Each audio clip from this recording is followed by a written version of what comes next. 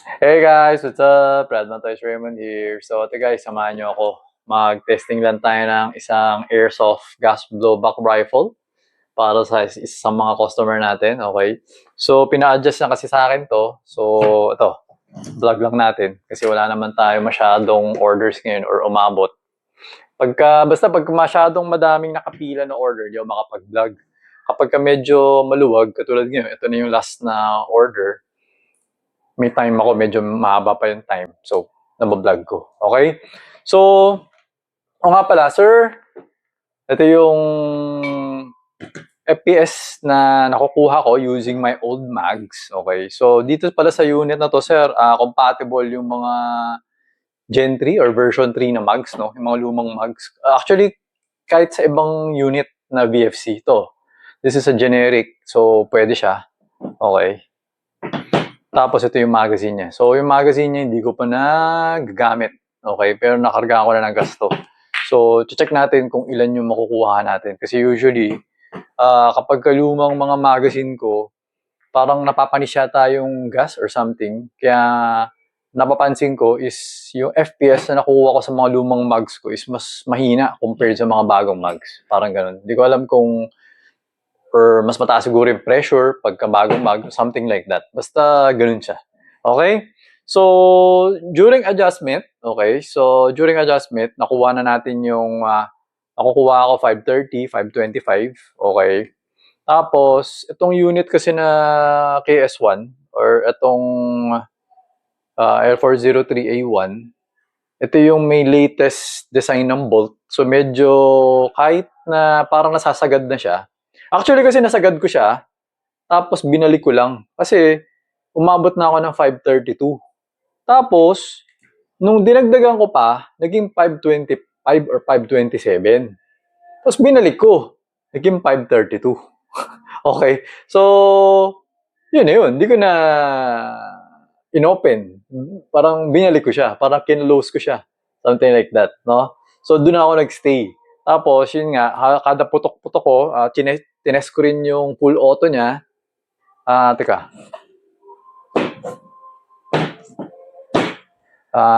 Tinest ko rin yung full auto. Wait. Ito, check natin. Tinest ko rin yung full auto. Ano siya eh, medyo okay naman yung full auto eh.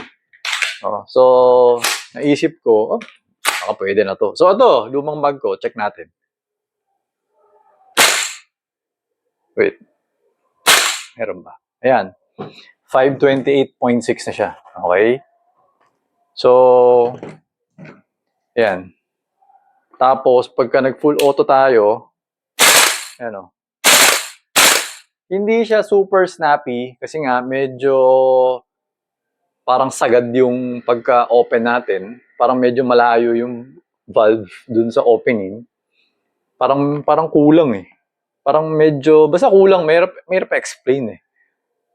So, pero compared sa previous generation ng mga GBBR ni VFC, parang mas mabilis pa rin yung full auto na tong KS1.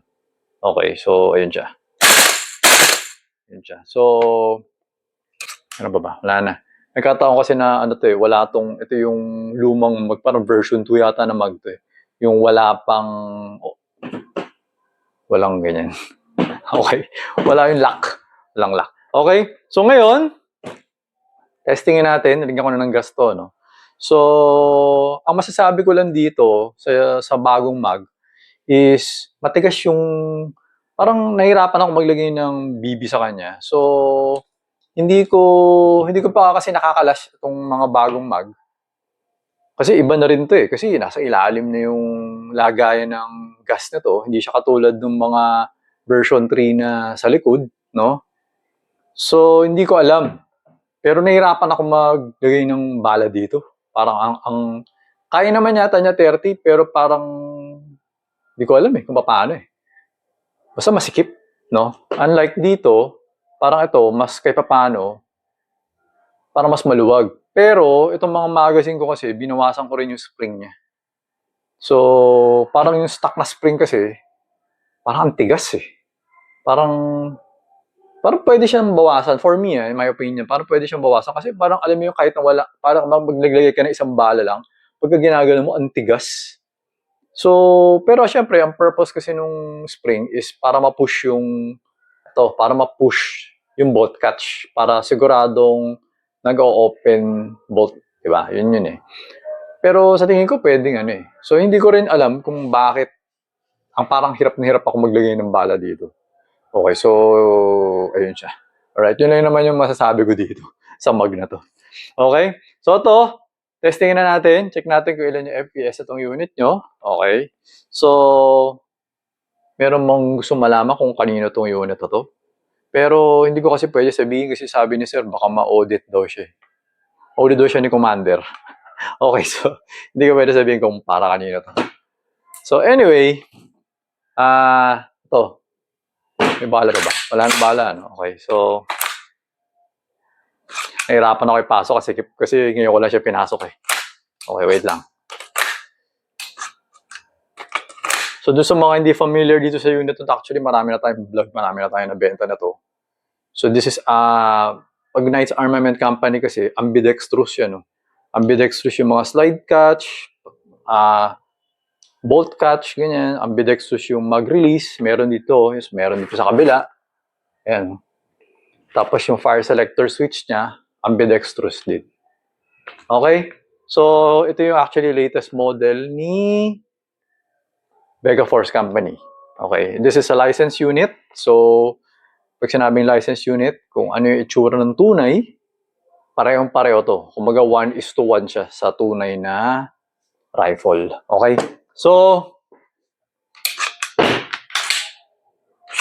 ayan. Game. Alright, so ito na. The moment of truth.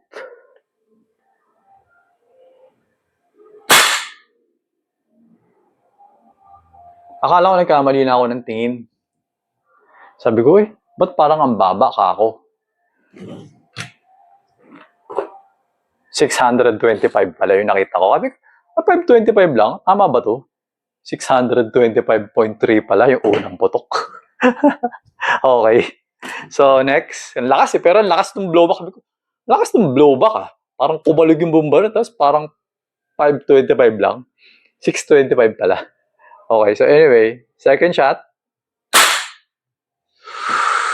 Woo! Lakas talaga. 617.3.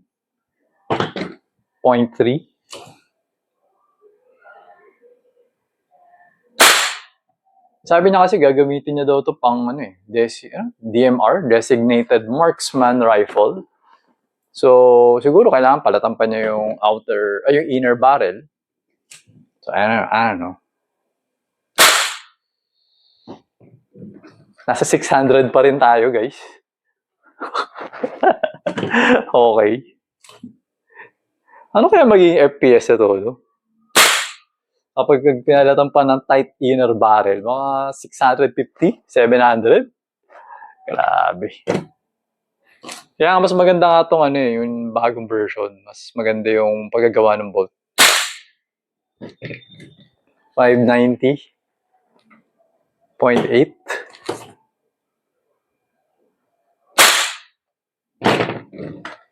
583.9. Okay, doon sa mga nagtatanong kung anong BB gamit natin. 0.2 grams BB. Okay, mga Taiwan BB gamit natin dito. Hindi ako gumagamit masyado ng mga China. Kasi, sila minsan nasa stock sila sa magazine. Kaya minsan pag may bumibili, sir, ba't ganito? Naiiwan yung BB. Wala lumalabas. Kasi nga, nagmi-misfeed. Kasi hindi madulas yung BB. Naiiwan, nasa stock sa magazine. Kaya, ayun. Alright? So, teka lang. Pang ilan na ba to? 567. Ewan ko, ilan na naputok ko. Putok na ako ng putok 5. Pero parang umina ngayon. Totong huling-huling putok ko, parang umina siya. 558.3. Okay?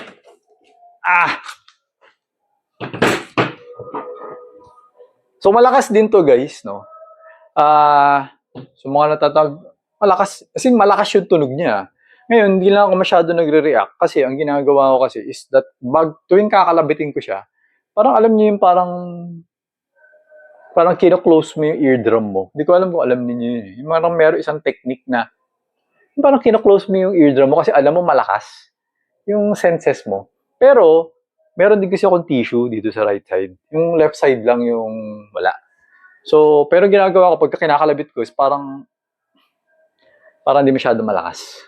Ganyan yung ginagawa ko, technique. Okay.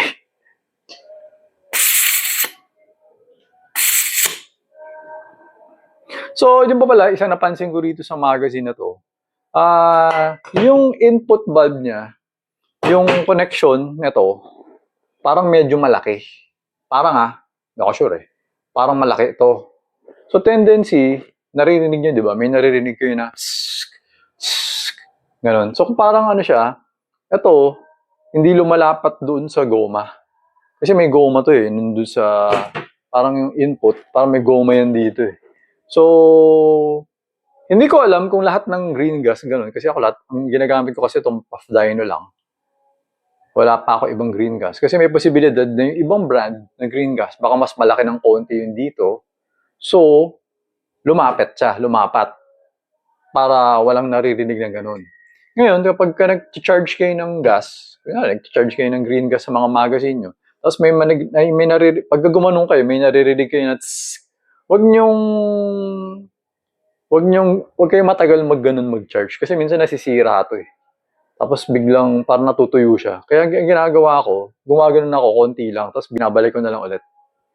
Yun, parang isang tekniko lang na ginagawa yun. Para sigurado. Kasi napansin ko yung mga gas ko dati, yung gaganon ako pag matagal, nasisira ito, tapos biglang tumatagas dito yung gas. Ganun siya. Kaya ngayon, ginagawa ko, ginaganon ko ito na lang.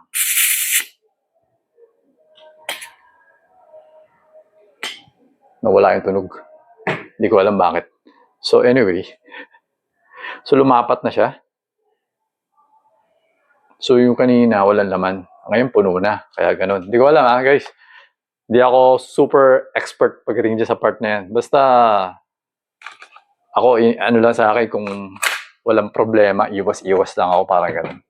Okay? So to, testing naman natin kung ilan tong power. 550. 545. 530. 515. Oh, wala na ba pumasok na gas? Kinargaan ko naman Pababa na Pababa na yung power niya 493 na lang ngayon Tapos pahina na siya ng pahina. Hindi ko alam kung may pumasok o wala. Ako walang pumasok.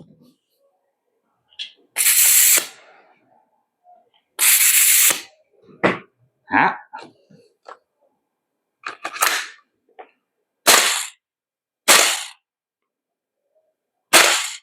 516 na siya ulit. Hindi ko alam. Walang pumasok kanina na gas.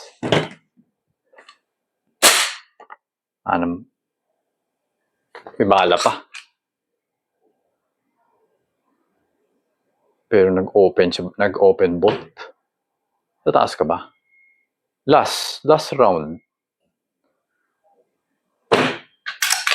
Last round na open niya, na push niya. Wait lang.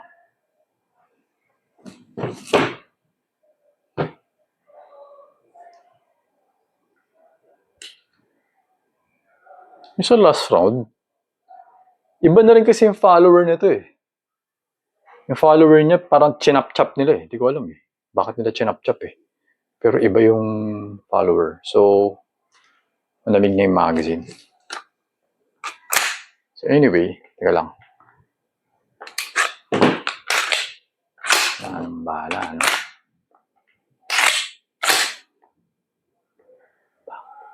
Mali, dapat pala 3 nilagay ko. Isa pa pala, isa pa.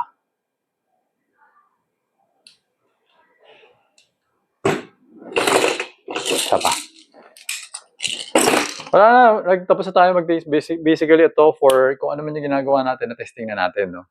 Ano lang to? Added information. So, check natin. 4 yung bala na to, So, iwas sa chamber, 3 sa magazine. Nag-open nga. Nag-open siya. So, napupush niya. Napupush niya. May isang bala. Ano ibig sabihin? Dapat di nila pinalit. Pero, medyo na-curious ako kasi madami na ako nabenta. Parang ngayon ko lang napansin to eh. Bakit dapat di na lang nila pinalitan? No? So, iba kasi yung sa mga di familiar. Ayan guys. Oh. Nakita nyo. So, yung luma, merong ganun. Kaya pag nilagyan mo ng bala, mababa. Itong bago, nag-open.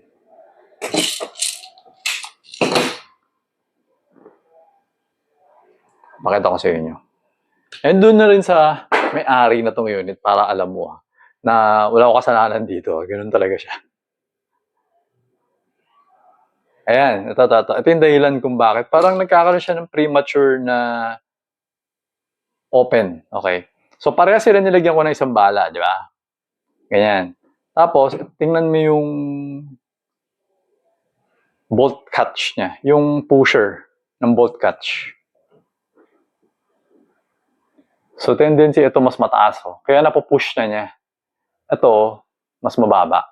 Kasi nga, dahil dun sa follower. Yun lang yun na naiisip ko. Dahil yung follower niya kasi, parang low yung follower niya. So, parang pag isa na lang yung bala, parang feeling niya wala ng bala. So, dapat, hindi nila pinakialaman yung follower. Dapat yung follower parehas to sa follower na luma. Pero hindi ko maintindihan. Ba't yung dati parang hindi ko napansin tong part na to? O dinidisable ko. Nakalimutan ko na eh. Okay? So, anyway, yun lang naman. I'll try to investigate in the future. So, iba na rin yung mag eh. Iba rin yung mag nila. So, anyway, ayun. At least alam na natin kung ilan yung FPS and alam natin na meron siyang ganito. So, ano mangyayari pag disable natin? Pag disable ko, maluwag yung bala. Yung isang bala, maluwag. O, kasi nga, tinabas nila yun. Dapat di nila tinabas yun. So, ewan ko lang kung magkakaroon sila ng revision. Baka magkaroon sila ng revision regarding dito.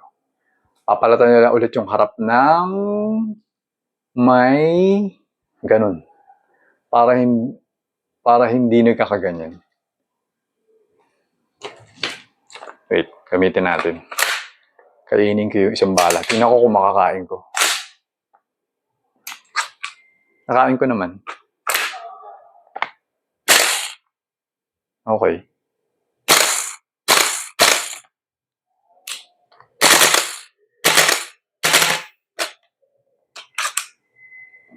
Nakakargahan ko naman ng gas.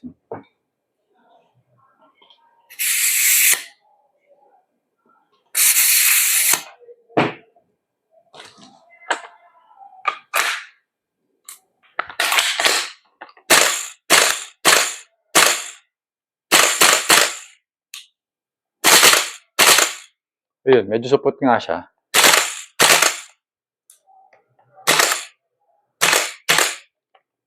Malamig na yung magazine.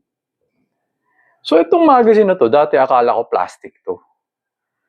Pero hindi yata siya plastic, metal yata siya. Na, ano lang, coated tan color.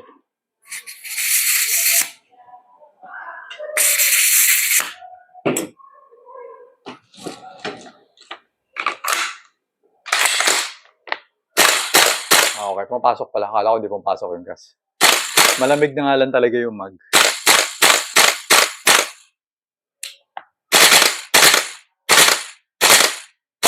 Tapos ngayon mahina na siya. Medyo hindi na masyadong malamya na yung full auto niya. So ito na nga yung maximum setting. Wala ng gas. Yan, na. Okay? Ayan, malamig na sobra. Alright? So, ayun sir, itong unit nyo, na-testing na natin.